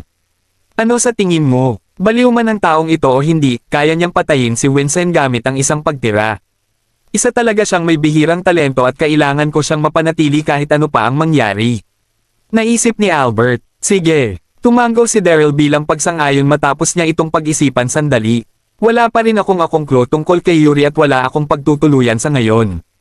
Kaya mas mainam na, pansamantalang manatili sa Storm City. Naisip niya, ngumiti si Albert nang sumang-ayon si Daryl. Pagtapos ay inutusan niya ang mga sundalo para bumalik sa Storm City. Samantala, kumalat ang balita sa Heavenly Star Principality na natalo ang hukbo ni Winston noong umatake sila sa Storm City. Mabilis na nagkagulo ang buong Principality. Si Winston ang pinakabatang commander ng Heavenly Star Principality at bigla siyang namatay. Nagsimulang kumalat ang ilang balita sa mga tao. Sinabi ng ilan na mayroong suporta ng Goddess of Light ang Dayrise Principality at malupit na natalo si Winston dahil mahirap ang kalabanan ng kagustuhan ng Panginoon. Mayroong akademyang may pangalang Heavenlight Academy sa Hilagang Kanluran ng Alandis. Binuo ito ng Heavenly Star Principality at espesyalado sa pagsasanay sa mga cultivator. Ito ang pinakamataas na level ng pagsasanay na mayroon sa Heavenly Star Principality. Maraming kilalang cultivator ang nanggaling sa Heavenlight Academy, kasama na rito si Winston. Nang sandaling iyon, may nakaupong matanda sa courtyard ng Heavenlight Academy, nagmeditate ito. Siya ay si Mr. Ferrer. Si Mr. Ferrer ang pinakamagaling na master ng Heavenlight Academy at halos nasa Saint God level na ito. Siya rin ang guro ni Winston. Pambihira ang kanyang posisyon, kahit ang prinsipe ay kailangang maging magalang sa kanya kapag nagkita sila. Nang sandaling iyon ay mabilis na naglakad ang ilang batang lalaki sa bakuran habang may nalilitong tingin sa kanilang mga mukha. Lahat sila ay mga estudyante ni Mr. Ferrer at si Darshon ang namulo sa kanila. Maganda ang pangangatawan nito at pambihira ang kanyang aura. Siya ang paboritong alagad ni Mr. Ferrer. Unti-unting iminulat ni Mr. Ferrer ang kanyang mga mata nang marinig niya ang tunog ng mga yapot ng paa. Tumayo sa kanyang harapan sina Darshon at ang iba pa. Sir, pinamunuan ni Winston ang kanyang hukbo sa pag-atake sa Dayrise Principality at napatay ito. Alam mo ba iyon? Sambit ni Darshon, nakita ang galit at puot sa kanyang mga mata. Pareho silang alagad ni Master Ferrer at mayroong magandang relasyon si Darshon kay Winston. Malungkot ito kapag wala sa paligid si Winston. Alam ko, hindi maiiwasan ang mga pagkamatay dahil sa dalawang hukbong naglalaban. Baka kapalara ang naging pagkamatay ni Winston. Isa pa, masyadong mabilis ang Heavenly Star Principality sa pagpapadala ng mga hukbo. Nagbuntong hininga si Mr. Ferrer at mukha itong kalmado. Sa edad niyang iyon ay sanay na siya sa mga kaganapan ng pagkabuhay at pagkamatay. Nagkatinginan sina Darshan at ang ilang alagad nang marinig nila iyon. Nang sumunod na segundo ay huminga ng malalim si Darshan at seryosong nagsalita. Nalaman ko nang inatake ni Winston ang Storm City at nagkaroon sila ng matinding paglalaban ni Albert. Maaari niyang masakop ang Storm City pero nagpakita ang isang estranghero at pinatay si Winston. Sinabi nilang Saint King level lang. Ang estrangherong lalaki. Ano, nagulat si Mr. Ferrer at bahagyang nagbago ang kanyang mga emosyon. Mayroong siyang lakas ng isang Saint King. Tanong nito, mayroong lakas ng Saint Honor si Winston at napatay siya ng isang taong may lakas ng Saint King level. Naisip niya, nagpatuloy si Darshan. Sir, hindi ako magrereklamo kung namatay si Winston sa paglalaban sa pagitan ng dalawang hukbo. Ngunit estranghero ang lalaking ito. Sa tingin ko ay kailangan nating maglakbay papuntang Storm City para hanapin ang lalaking. Tumanggo rin ang ibang mga alagad. Isa pa, sa tingin ko ay sinadyang patayin si Winston. Tama. Paano magagawang patayin ng isang taong may lakas ng Saint King si Winston? Kabanata 3345. Sir, si Winston po ang pinakamahalaga ninyong disipulo. Kinakailangan niyo pong mag-imbestiga dahil hindi po talaga kapanipaniwala ang kanyang pagkamatay. Walang tigil na nag-usap-usap ang mga disipulo habang napapasimangot si Mr. Ferrer. At sa wakas ay nakapagdesisyon na rin si Mr. Ferrer matapos ng ilang mga segundo. Sige, umalis na kayo at maghanda, aalis na tayo sa lalong madaling panahon. Sabi nito, hindi dapat mag-participate ang Heavenlight Academy sa digmaang nagaganap sa gitna ng dalawang mga principality. Pero si Winston pa rin ang pinakapaborito niyang disipulo na nagkaroon ng kakaibang uri ng pagkamatay kaya natural lang sa kanila na mag-imbestiga sa kung ano talaga ang nangyari. Samantala, sa Storm City, isang napakagarang bangkot ang hinanda sa main hall ng city. Pero tanging sina Daryl, Albert, at ang mayor ng Storm City na si Rhys lang ang makikita sa malaking hapagkainan. Babae ang mayor ng Storm City. Isa itong nanlalamig, arrogant at magandang binibini. Nakasuot ito ngayon ng isang mahaba at marangyang dress na nakagpakita sa mature at sexy nitong katawan. Pero malinaw na makikita ang pagkainis sa kanyang mukha habang nakaupo sa lamesa. Matutuwa si Rhys kung si Albert lang ang kanyang kasama pero agad siyang nainis nang makita niya si Daryl. Sa kasamaang palad, nasa Royal City si Rhys para makipagkita sa hari ng atakihin ni Winston ng Storm City kaya hindi siya nakabalik sa tamang oras.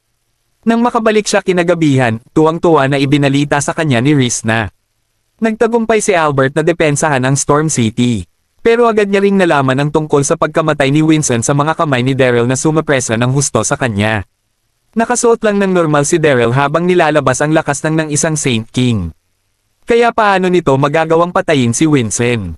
Naniniwala si Rhys na naubos ang mga Saint Energy ni na Albert at Winston nang maglaban ang dalawa ng husto na siyang ginamit ni Daryl para magkaroon ng advantage sa kanya. Ito ang dahilan kung bakit mas tumitindi ang pagkainis ni Rhys kay Daryl hanggat hindi naalis ang mga mata niya rito. Isang nandidiring itsura ang nagpakita sa kanyang mukha sa bawat sandaling nakikita niya si Daryl. Hinding-hindi tatayo si Rhys kung hindi lang nag-request si Albert na kumain sila kasama ni Daryl. Masyadong nakakahiya para sa isang tao na may ganitong estado na makasamang kumain ng isang taong may hindi kilalang background.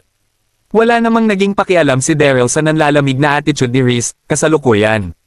Itong nakipag-usap at nakipagtawanan kay Albert. Agad na hinangaan ni Daryl ang pagkatao ni Albert nang makilala pa niya ito ng husto. At pagkatapos ng ilang baso ng alak ay bahagyang ngumiti si Daryl habang nilalabas ang isang healing pill mula sa kanyang bulsa. Nasugatan ka ng husto kaya dapat lang nabawasan mo ang pag-inom. Heto ang isang uri ng healing pill na aking ginawa, makakatulong ito sa mabilis mong paggaling. Dito na niya ibinigay ang pili kay Albert. Ginawa ni Daryl ang healing pill kanina pero hindi niya ito nagamit kaya ibinigay na lang niya ito kay Albert.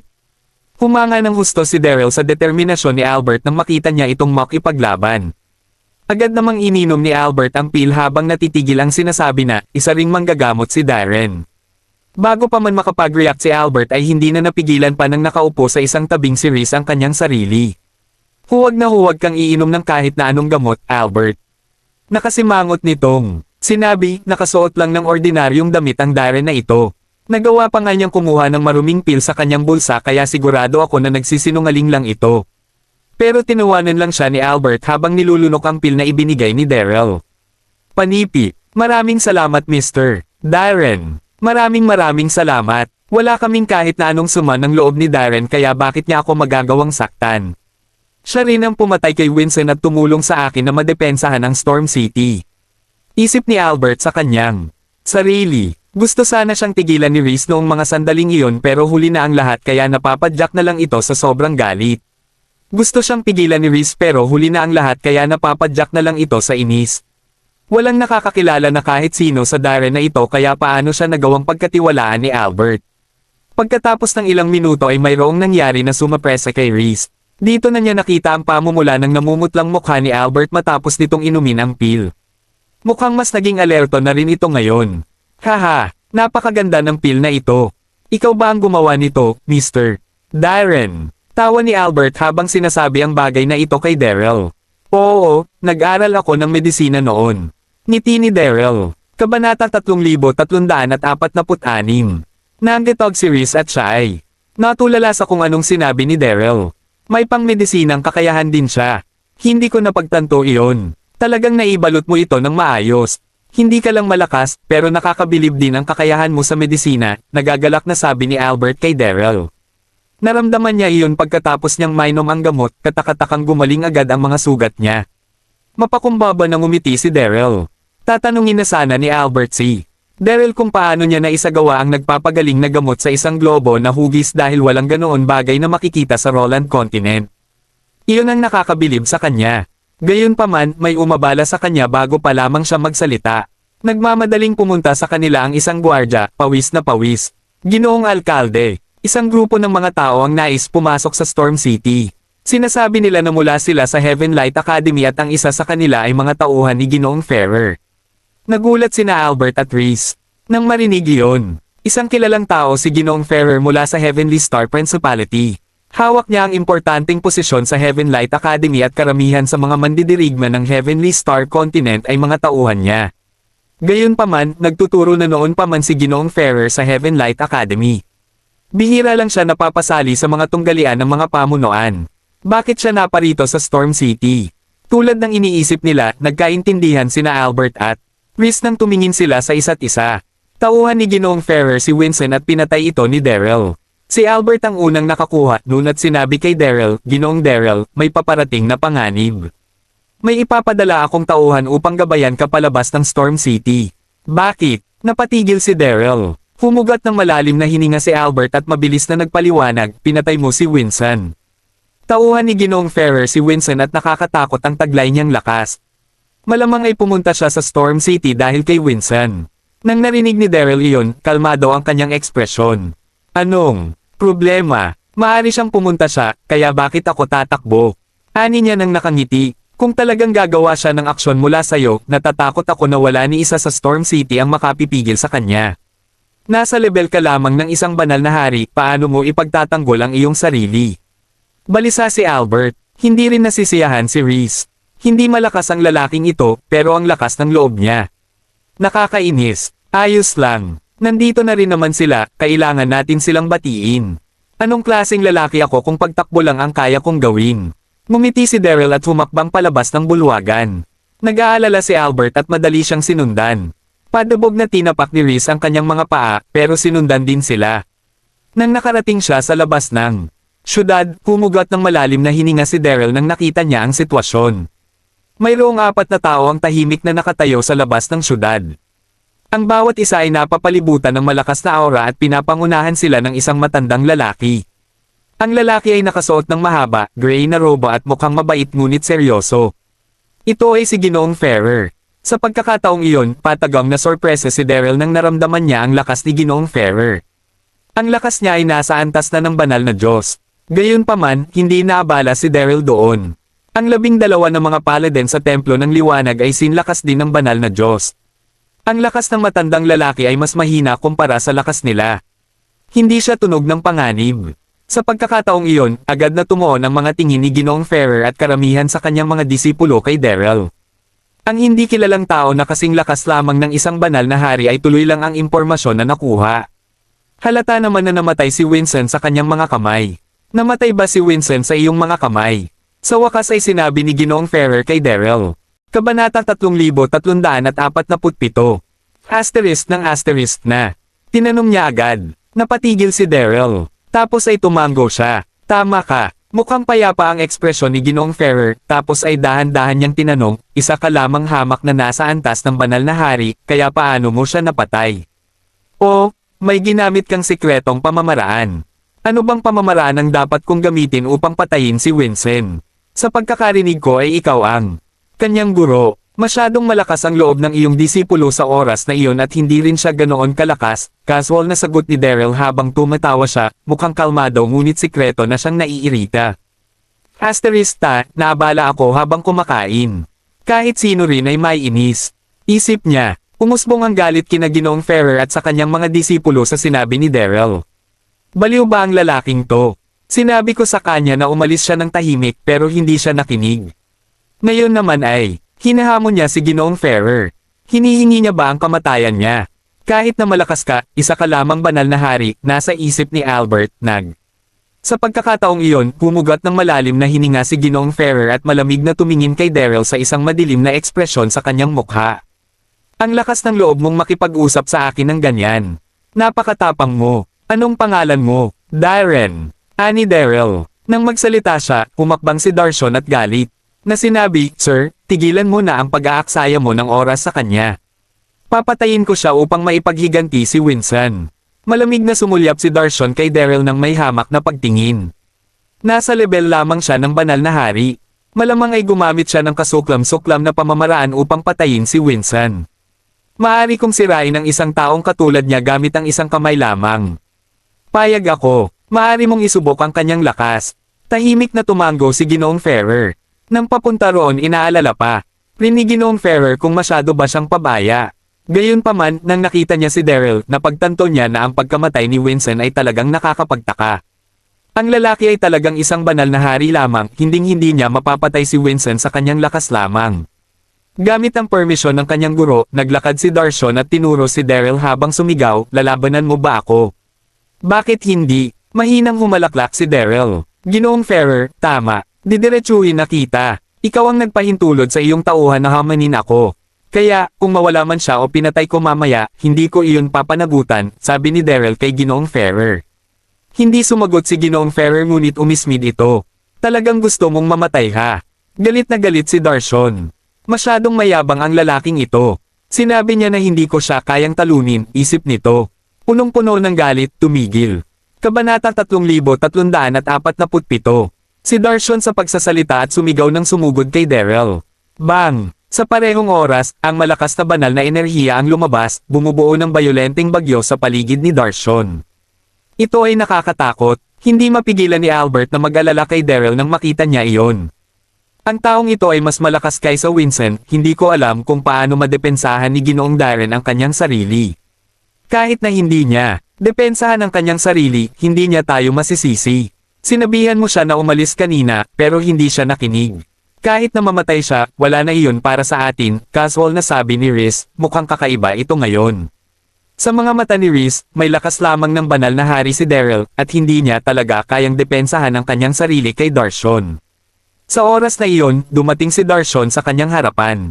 Nataman niya si Daryl gamit ang kanyang kamao sa kanyang kanang kamay, ngunit hindi pa rin nababalisa si Daryl. Sa halip, binato niya rin ang kanyang kamao kay Darshan. Sa isang iglap, ang dalawang mga kamao ay tumama sa isa't isa na naging sanhi ng isang malakas na pagsalpok na gumawa ng isang ugong. Matapos tumigil ng ugong, nanginginig si Darshan, habang si Daryl ay nakatayo roon ng tuwid na parang isang bundok. Lahat ng mga nanonood ay nagulat.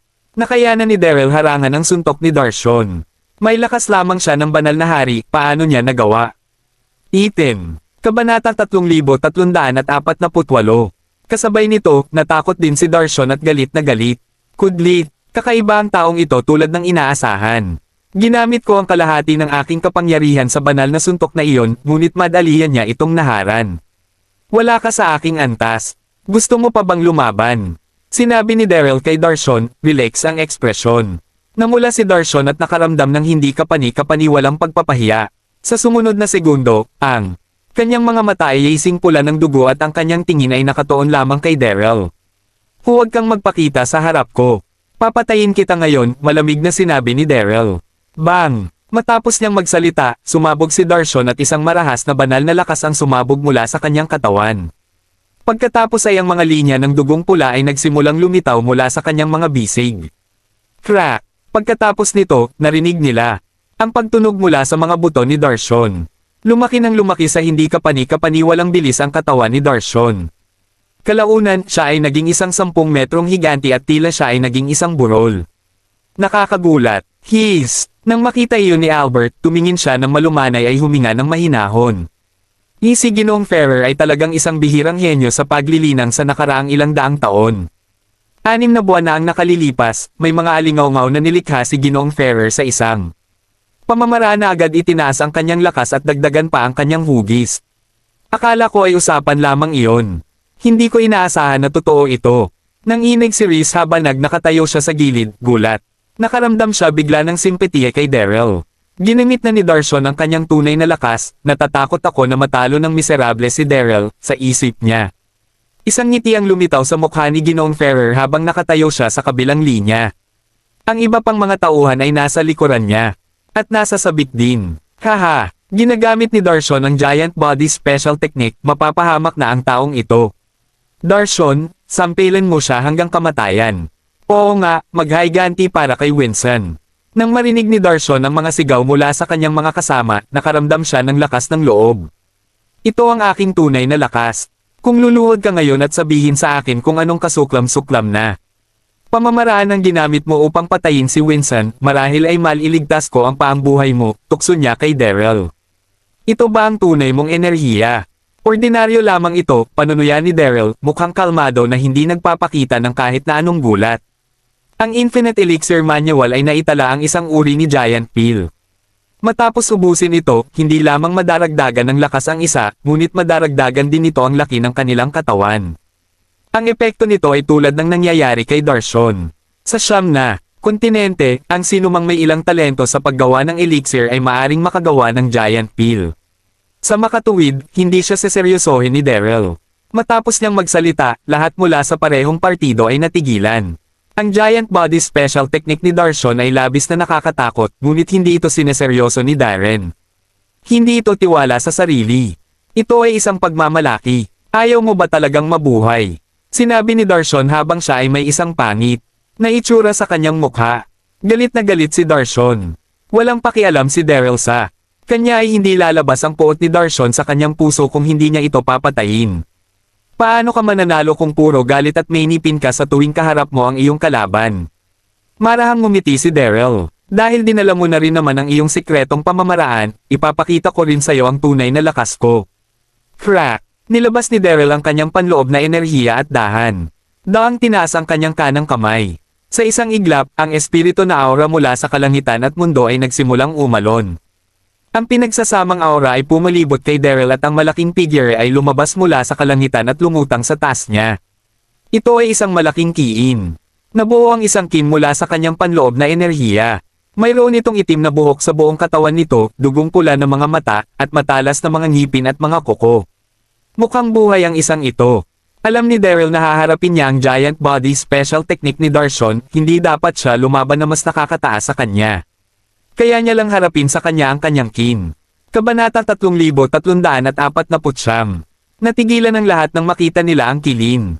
Ano ang isang mabangis na hayop? Paano ito napunta rito? Anong uri ng hayop iyon? Hindi ko pa ito nakita. Lahat ay nagulat at nalito. Walang mga espiritual na hayop sa kilin sa Roland Continent, kaya hindi alam ito ng mga tao. Sa sandaling iyon, natigilan si Darshan habang nakatitig siya ng blanko sa kilin. Gayunpaman, mabilis siyang nakabawi at umismid, demolaka ng isang peking hayop upang lumikha ng misteryo.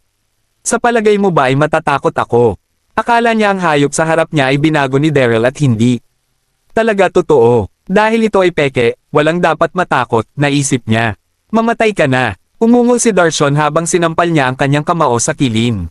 Nang makita ni Daryl na kasing laki lamang ni Darshan ang isang maliit na bundok at sumugod sa kanya, hindi siya nabalisa. Mabilis niyang ibinigay ang mga tagubilin sa kilin. Pagkatapos, ang kilin ay umungol ng malakas na nagpalindol ng lupain habang umaatake ito. Bang! Ang malaking figure ni Darshan at ang kilin ay bumagsak sa bawat isa, na gumagawa ng isang malakas na dagendong na ikinagulat ng mundo. Biglang tinakpan ng alikabok ang buong lugar. Kahit na ang mga puno ay sumaira at bumaling sa kapangyarihan mula sa marahas na aura. Bumalik ang lahat upang maiwasan ang marahas na aura. Pagkaraan ng 10 segundo, bumalik ang katawan ni Darshan sa normal na sukat nito habang nagkalat ang alikabok. Mukha siyang mapatla at mahina, samantala tahimik na tumayo si Daryl sa parehong lugar na pareho ang hitsura. Nanginginig ang puso ni Ginoong Ferrer nang makita niya iyon at natigilan siya. Imposible. Ang Giant Body Special Technique ay isang nagtatanggol na pamamaraan na nilikha ko pagkatapos ng 10 taong pag-aaral.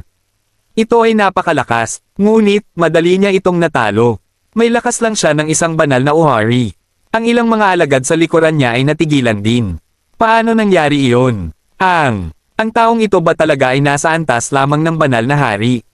Sa kanila, si Darshan ay may mas mataas na ranggo kaysa sa banal na karangalan at dapat ay hindi na nakakagulat sa panahon ng labanan kasama si Daryl. Maaring madaling madurage si Daryl. Gayunpaman, hindi nila inaasahan na madurage si Darshan ni Daryl. Kahit si Albert ay natigilan habang nakatitig siya kay Daryl. May mga hindi pangkaraniwang, kakaibang ilaw na nagniningning sa kanyang mga mata. Kung siya ang nakikipaglaban, talo na agad si Albert kay Darshan nang ginamit niya ang kanyang Giant Body Special Technique. Gayunpaman, walang nangyari kay Daryl at pinilit pa niya si Darshan na bumalik sa kanyang normal na sukat. Ito ay hindi kapanipaniwala. Si Riz, na nakatayo sa gilid, ay nanghina ang mga paa. Hindi siya tumayo ng diretso habang nakatitig siya ng blanko kay Daryl, walang masabi. Napakalakas ni Darren, naisip niya. Nang marinig niyang pinatay ni Daryl si Winston kanina, naisip niya na maswerte lang siya. Hindi niya inaasahan na napakalakas niya. Siya ay nasa antas lamang ng banal na hari at nagawang talunin si Darshan, isang antas ng banal na karangalan ng lubusan. Sino ang maniniwala nito kung hindi nila ito nakita ng kanilang sariling mga mata? Sa sandaling iyon, ang buong lugar ay may nakakabinging katahimikan. Si Ginoong Ferrer ang unang nakabawi habang tinitigan niya si Daryl na may halong emosyon. Ikaw, sino ka talaga? Kabanata 3350. Si Ginoong Ferrer ay mukhang kalmado, ngunit sa loob, siya ay nabigla. Si Darren ay isang likas na henyo. Nakamit lamang niya ang isang antas ng banal na hari, ngunit dinurog niya si Darshan na isang antas ng banal na karangalan. Ako ay isang walang ngalan na tao na gumagala-gala, Ginoong Ferrer. Nakita mo na ang iyong tauhan ay walang tugma para sa akin. May iba ka bang sasabihin? Ngumiti si Daryl. Nakaramdam ng hiya si Ginoong Ferrer at may mapait na ngiti sa kanyang mukha. Panipi, tama iyan. Mula sa mga hitsura nito, nararapat na mamatay si Winston sa pamamagitan ng iyong kamay. Ang kanyang mga kasanayan ay talagang mababa. Sir, ito, nagbago ang ekspresyon ni Darshan at ng iba pang mga tauhan. Nang sabihin iyon ng kanilang guro, nangangahulugan ito na hindi na niya ipaghihiganti ang pagkamatay ni Winston. Paano iyon nangyari? Lalo na nagagalit si Darshan habang namumula siya. Siya ay nasa antas ng banal na karangalan, ngunit natalo siya sa isang tao na nasa antas lamang ng banal na hari. Kung kumalat ang balita tungkol sa pangyayaring ito, paano niya iyon? Kinaway ni Ginoong Ferrer ang kanyang kamay at sinenyasan sila na huwag nang magambala. Maaari ko bang tanungin, sino ang iyong guro? Si Ginoong Ferrer ay tumingin kay Daryl ng same time. Puno ng pag-usisa ang kanyang mga mata. Ang mga pamamaraan ng paglilinang na taglay ng taong ito ay natatangi. Nabuhay ako ng halos 70 taon at hindi ko pa ito nakikita. Sa sandaling iyon, hindi pa rin niya alam na si Daryl ay hindi mula sa Roland Continent ngunit mula sa ibang mundo. Ako ay isang walang ngalan na tao. Wala akong guro. Ang mga kasanayan na mayroon ako ay mula sa pag-aaral nito sa aking sarili. Si Daryl ay nagmula sa ibang mundo, kaya hindi niya maibabahagi ang anumang bagay tungkol doon at binigyan lamang sila ng isang kung anong dahilan. Natutuhan niya ito nang siya lamang. Hindi lang siya talentado, ngunit henyo siya. Naramdaman ni Ginoong Ferrer na lumaktaw ang kanyang puso habang siya ay natigilan at hindi maitago ang kanyang kaguluhan. Bumalik siya sa kanyang katinoan at mukhang seryoso. 11 Darren, nais mo bang maging bahagi ng Heavenly Light Academy at maging aking mag-aaral? Hanggat handa ka, bibigyan kita ng mas mahusay na mga mapagkukunan upang matulungan kang maging sikat sa 6 na mga pamunuan. Habang si Ginoong Ferrer ay puspos ng puso sa pagkamatay ni Winston, si Daryl ay may higit na potensyal. Kung magawa niyang dalhin siya bilang kanyang tauhan, wala siyang panghihinayang sa kanyang buhay. Ilan lamang sa mga tao ang maaaring magtanim ng kanilang sariling mga kasanayan sa buong Roland Continent sa nakaraang daan-daang o libu-libong taon. Matapos marinig ang sinabi ni Ginoong Ferrer, si Darshon at ang iba pang mga alagad, kasama sina Albert, Wes at iba pa, ay natigilan. Nais ni Ginoong Ferrer na tanggapin si Darren bilang kanyang tauhan. Sir, pinatay ng taong ito si Winston. Paano mo siya tatanggapin bilang iyong tauhan? Si Darshon ay mukhang nalilito. Galit siya nang isipin niya kung paano siya natalo ni Daryl. Ang ibang mga alagad ay tumango sa sinabi ni Darshon. Si Winston, bilang commander ng Heavenly Star Principality, ay namatay sa larangan ng digmaan. Iyon ang kanyang buhay. Bukod dito, sinisiyasat na namin at natagpuan na si Darren ay hindi gumagamit ng anumang kasuklam-suklam na pamamaraan. Pinatay niya si Winston gamit ang kanyang sariling lakas sa halip. Ano pa ang gusto niyong ireklamo? Bukod dito, nagawa ni Darren na linangin ang kanyang sariling mga kasanayan. Siya ay lubos na may talento at maaaring maging isang henyo. Kung siya ay naging iyong nakakatandang tagagabay, maraming bagay ang maaari mong malaman mula sa kanya. Palagi kitang tinuruan na huwag kang madaig sa paghihiganti. Dapat mong malaman na palayain at magkaroon ng pasensya, makalma na sagot ni Ginoong Ferrer. Nang marinig nila iyon, si Darshon at ang iba pa ay yumuko at walang sinabi. Salamat sa pakikinig. Can subscribe, hit the notification bell para sa update. Hanggang sa susunod na kabanata.